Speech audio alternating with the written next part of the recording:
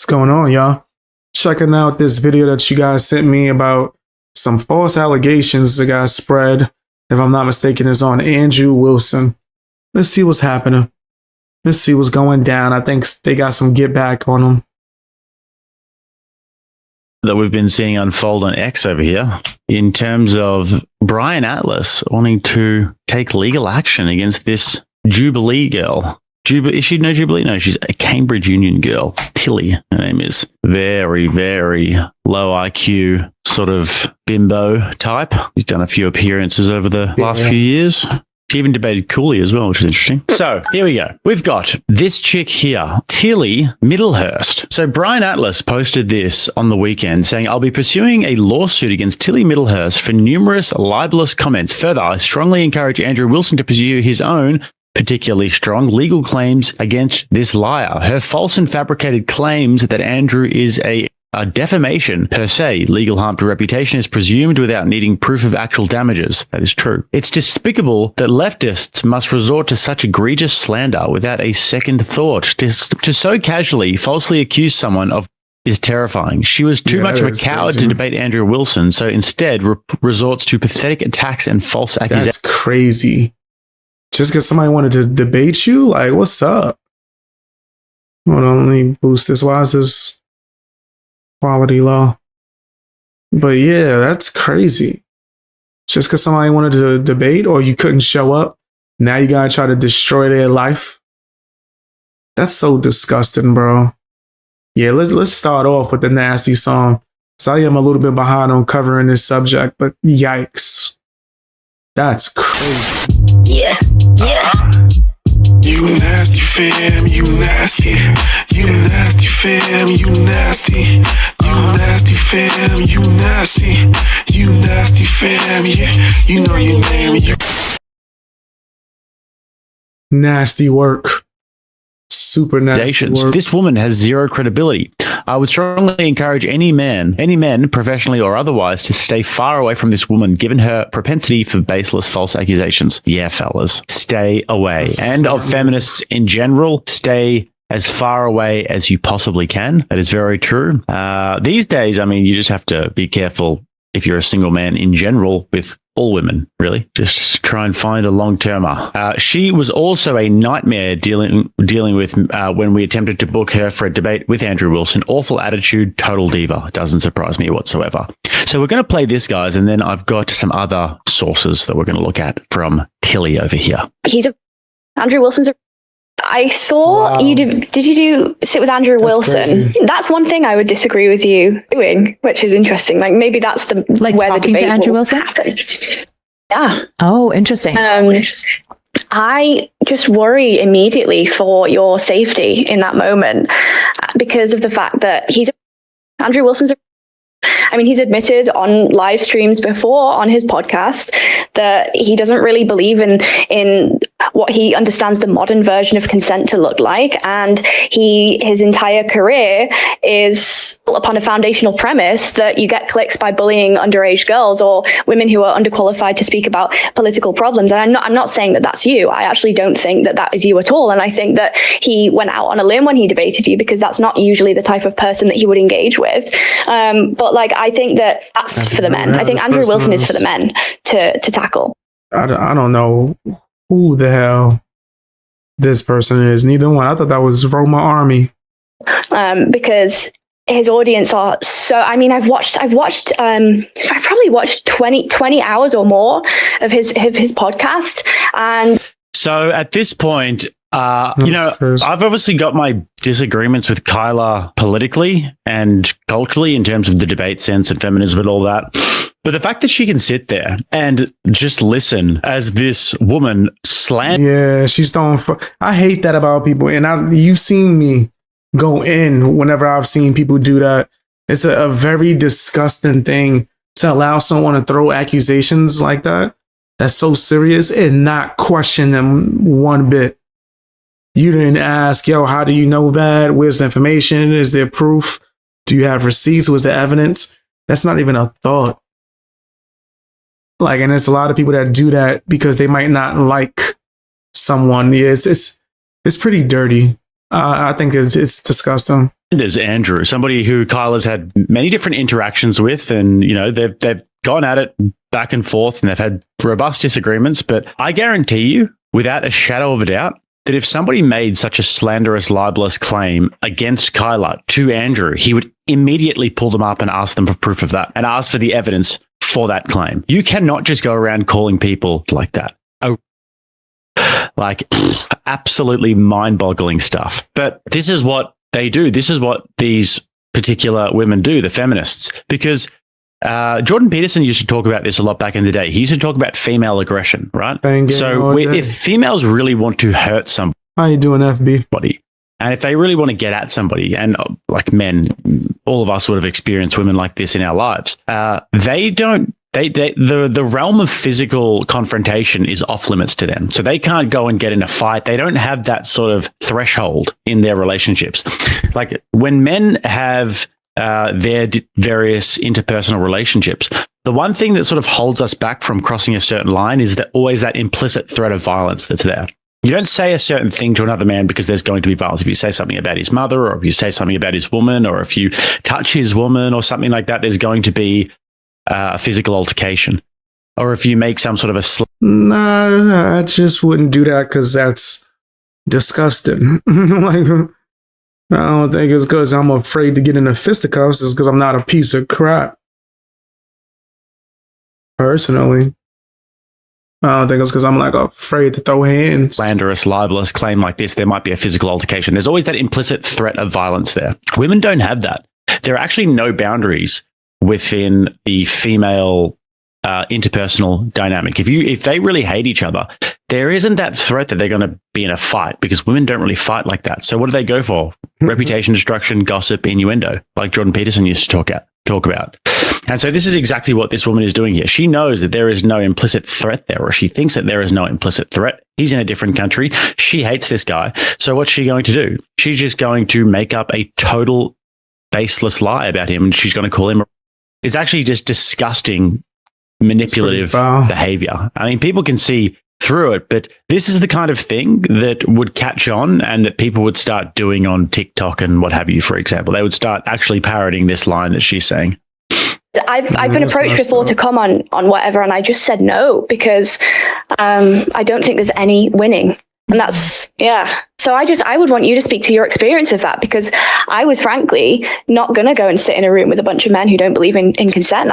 What do you mean by, you just called him she may not agree with Andrew politically, but like, what do you mean by that? What's your evidence for that? And like, explain to me that accusation. Crazy. Nothing. Yeah. It's actually disappointing. I genuinely thought that Kyla might actually do that, if I'm honest with you. If I could have a crystal ball and I saw Kyla in this situation, I thought she would at least be smart enough to want to be able to call that out and say, well, what do you actually mean by that? What's your evidence for that? But she wasn't, which is actually surprising to me. Yeah, that's pretty jacked up. Like, she must have beef with Andrew, because that's what it just seems like. To be honest, she's been around long enough, and she's, old enough and ugly enough, as we would say in Australia, to know better. So, yeah, and then obviously the consent thing as well, that they don't believe in consent. What on God's green earth does that mean?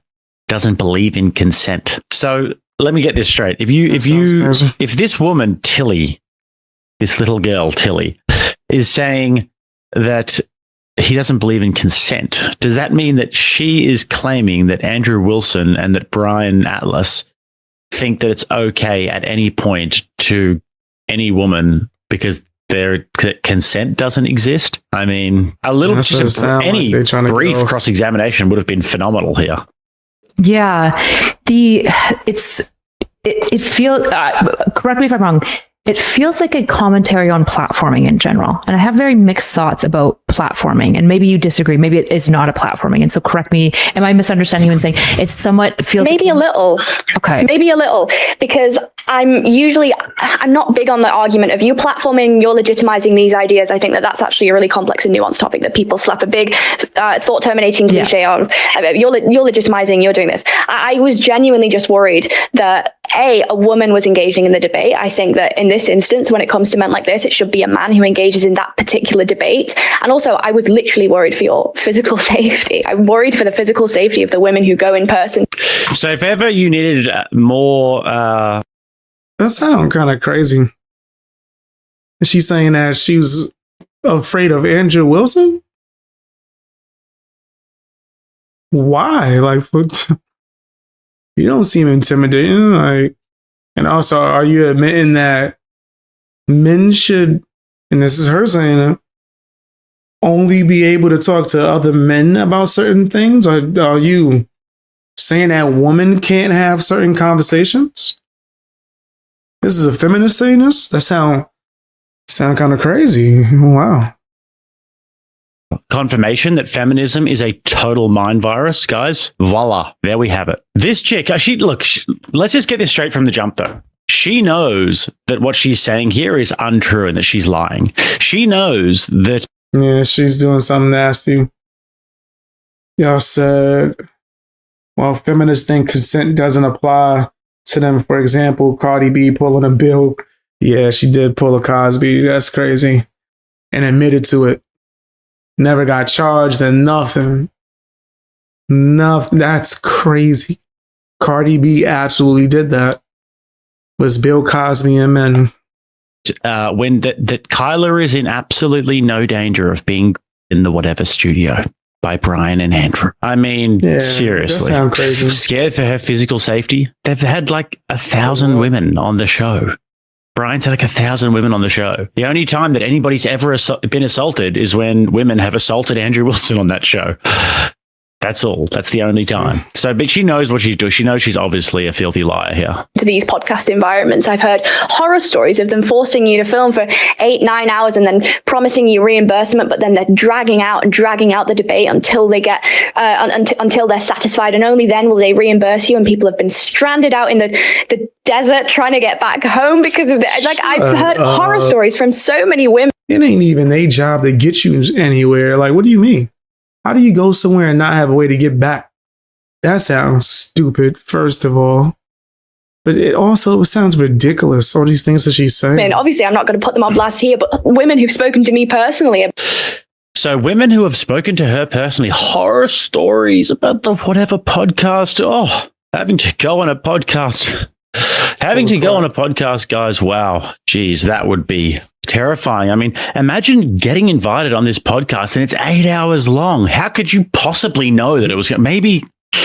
I don't know, guys. Whenever people invite me on a podcast, I don't know about what you guys would probably watch the podcast, see how long it is.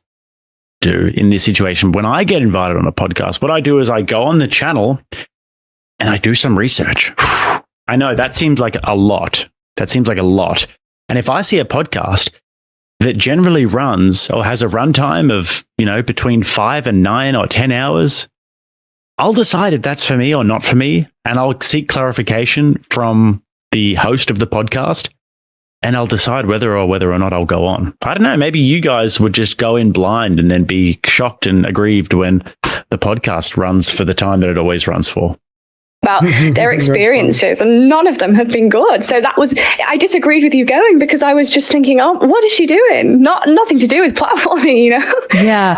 So I suppose in my experience, I have a pretty decent working relationship with Brian Atlas, the host.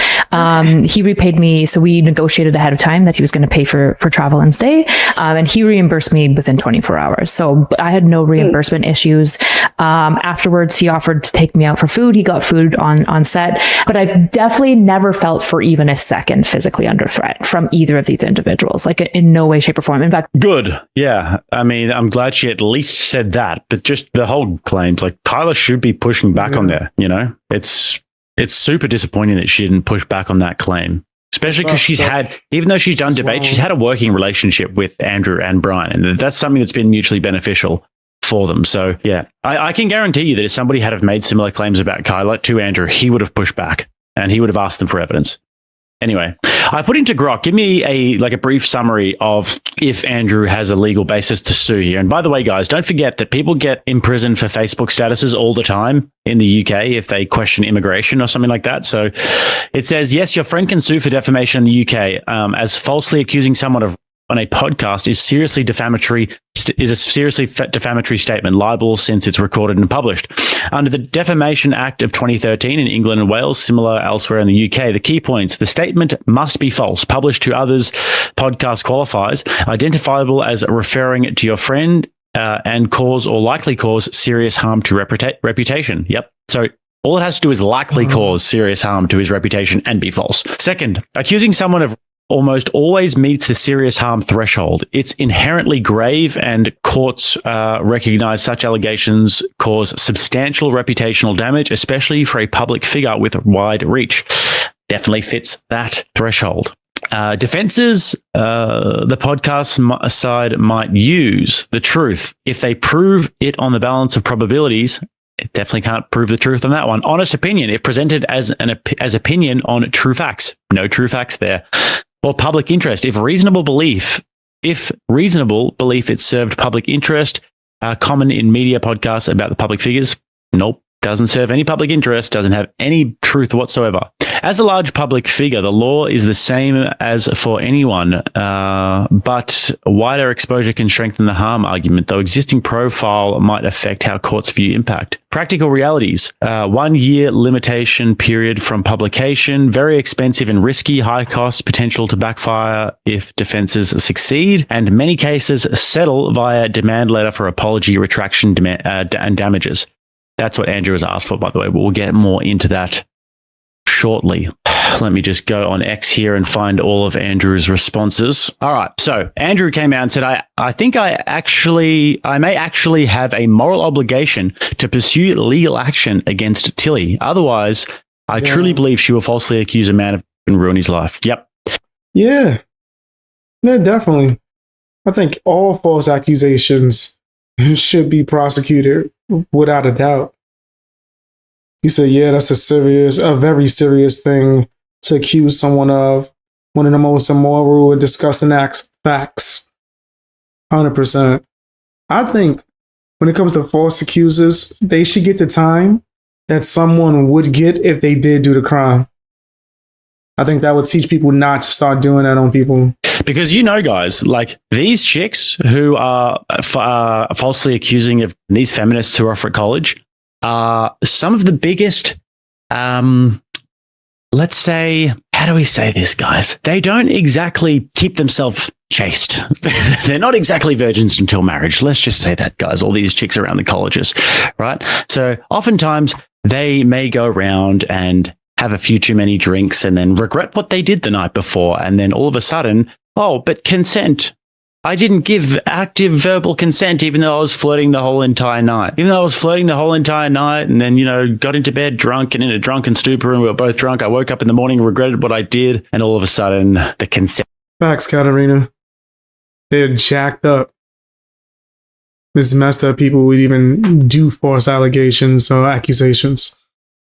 It's disgusting. And stuff comes into play. I saw on the other day on the TV here that we have consent adverts in Australia now, all these consent adverts. Oh, you have to get consent. You have to really know what consent is. It's like, here's what they believe consent is in these adverts, right? And in these consent campaigns.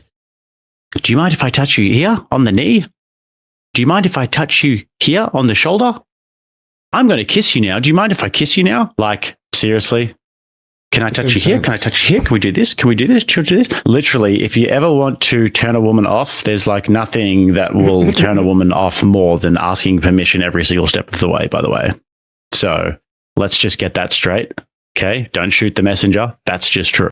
Yeah, you'll be perceived as corny.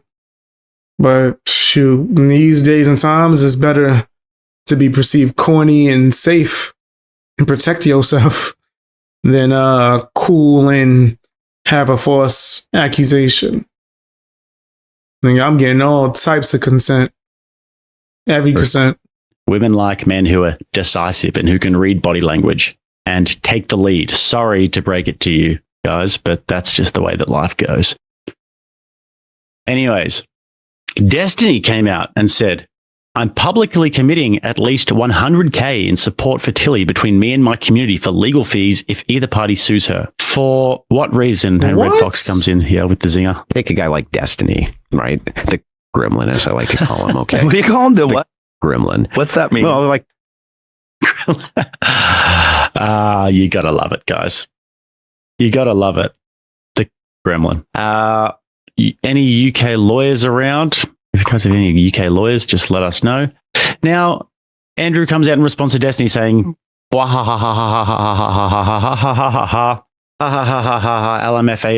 The irony, which I'm confident is the point. The irony of Destiny coming out and putting up support for this chick making allegations. I don't know if they see it, guys. And Andrew benevolently comes out and says, on the Tilly thing, a public I am sorry I said Andrew Wilson is a will do. Just a small act of humility. I will accept the apology and move on. But will she have the foresight to see that? Or will her pride hold her back, guys? Will her pride hold her back? But this is the moment when she actually first did something, you know? This is the moment when she first did something. This is when she debated the late, great Charlie Kirk at Cambridge Union. And this is what the lefties were like, oh, Tilly's so great. Tilly's so great. Listen to this point. Have a listen, guys. Listen to this point she makes. Do you think women are happier than they were 40 years ago? I think I would have a few responses to that. I think that women report more stress and dissatisfaction today because, not because they have more rights or because of feminism, but because they're under dual pressure to both excel professionally and also because of the domestic labor in homes that is structured around outdated expectations. So, for example, studies like the OECD's Better Life Index show that... She reading from a script? What kind of mess? Sitting here reading the whole script. Women's life expectancy, education levels, professional achievements have risen in countries with higher gender inequality. So I would argue that what you're calling unhappiness is actually visibility, because now we hear women expressing dissatisfaction, whereas in the 50s, we prescribed them Valium and we lobotomized. Sometimes I wish they would make better points so we could actually contend with them and really sort of wrestle with the ideas. But this one is just so bad that it's just, you just refute it like that. Prescribed them Valium and lobotomized them. They're more visible now, but we used to prescribe them Valium and lobotomize them. Back in those days, in the 50s, it was like 1 or 2% of the female population were on some sort of a mental health drug. And now it's 25% of females. 1 in 4 are on mental health drugs. So remind me, what are we doing now? Are we just prescribing them Valium? That's because it seems like now we're prescribing them Valium. That's what we're doing.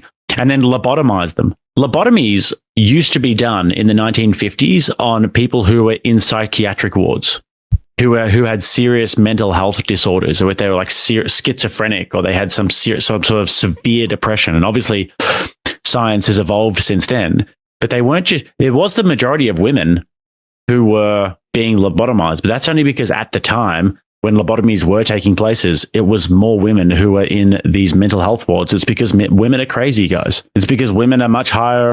I wanted to see what he would say before I interjected, just because I did a lot of research on that subject. Hold on. Thank you for the support, FB. So I agree. If you come off as corny and lame for asking for permission, the worst that will happen is she will say no. It's far worse to have a false allegation on your back. Facts. I'd rather be corny without the false allegation than cool with a false allegation. Like, just, be real slow with it. And then if you know the person, y'all get to know each other, and then y'all build that dynamic, then if you go for a kiss, it won't be so bad. Now, if that's your girlfriend. But if you just start dating somebody and just ask for permission for everything, no matter how corny it sounds. But thank you again for the support. Real talk. A lot of people will say the opposite, or I agree with the first point of it being corny and make you not seem cool. It might even mess up your chances with a girl, but F it. Right? It's better safe than sorry. You know what I mean? Real talk. And when they're talking about like the females getting lobotomies and all that other stuff, there was a time in history where it was similar to the Salem witch trials, where certain husbands, they got tired of their wife. And I was like, you know what? This would be a nice way out of this. She crazy. Hey, come and get her. Come snatch her up right now. Then I think there's one case that was like famous and ended up getting a movie made out of it too, where that exact thing happened, where some woman, I think her husband was just like, yeah, nah, you crazy. Get you up out of here. I think they even like took her son and then found some random boy to replace him and be like, you don't recognize your son?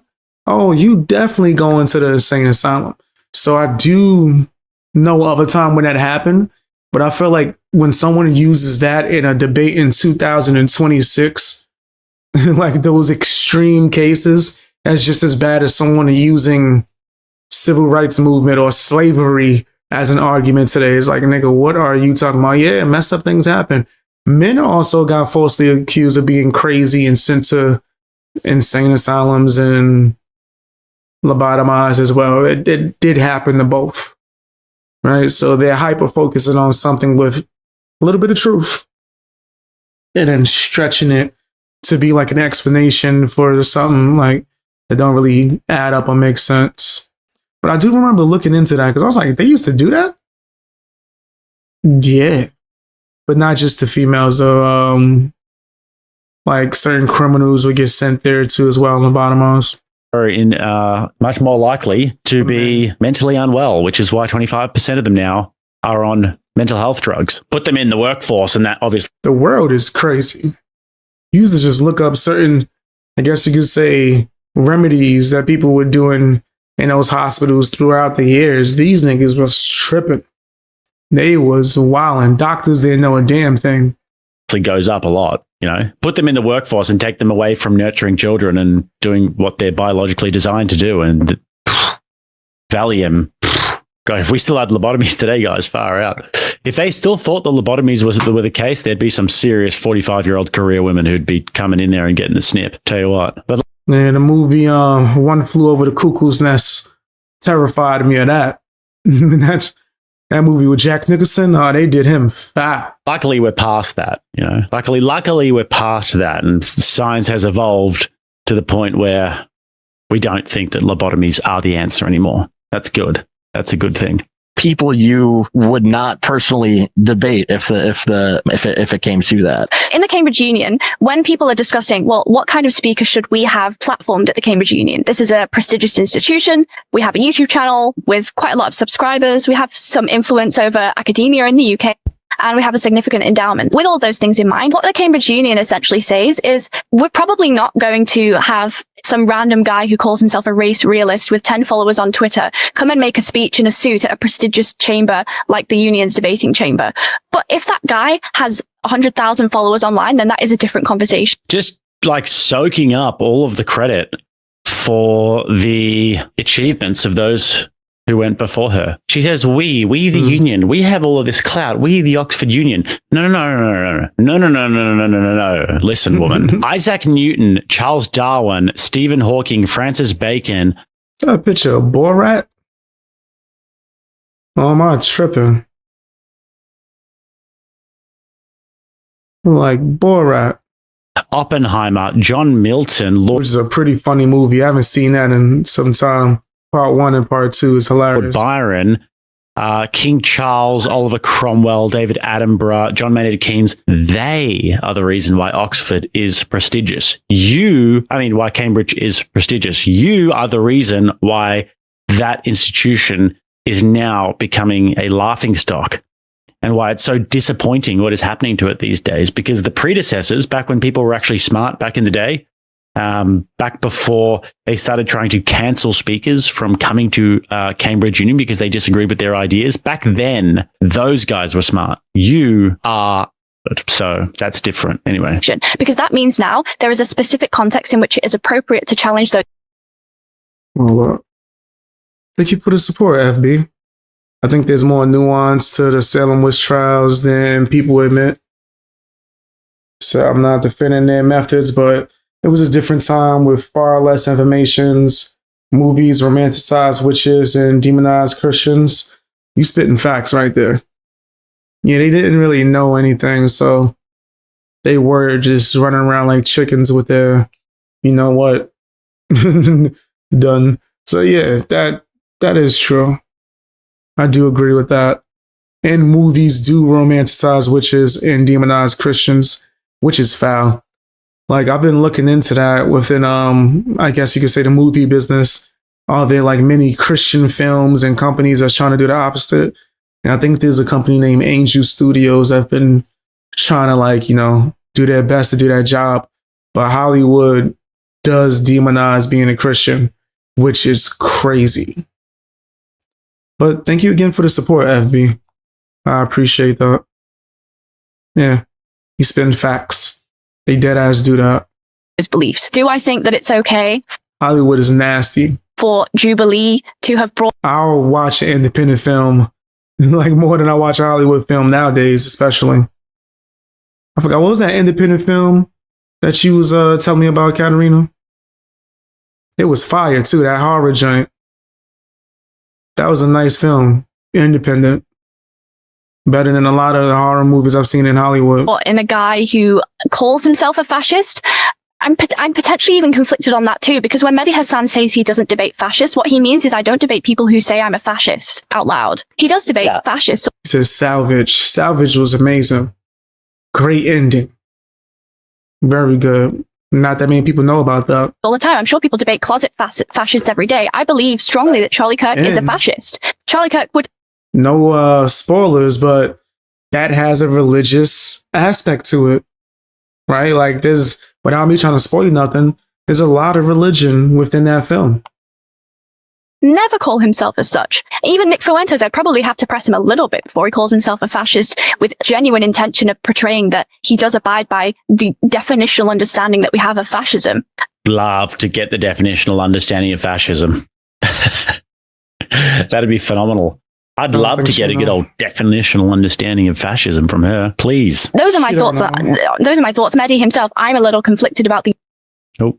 utility of doing even that. But when it comes to who I'm going to debate, I would rather not spend my days online debating with random people who have no influence over society. I believe that the left should probably have some grace and decorum in the way that it engages with ideas online. I don't think debate should be this thing where you consistently provide a platform to people whose ideas are just incredibly fringe and odd, and then they're allowed to speak into the void these ridiculous presuppositions about how the world should work. Of course, I don't believe that. I always try to organize debates with people who I believe have more influence than me, or whose ideas have allowed something terrible to happen.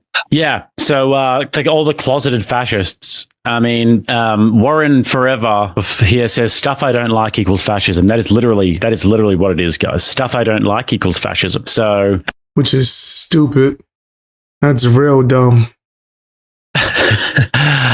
all these closeted fascists. Basically, what that means is anybody who I disagree with who hasn't outwardly come out and said, I'm a fascist. Like, nobody's actually going to say that, because fascism is essentially a dead in the water political ideology. There was a So you got it on Blu-ray?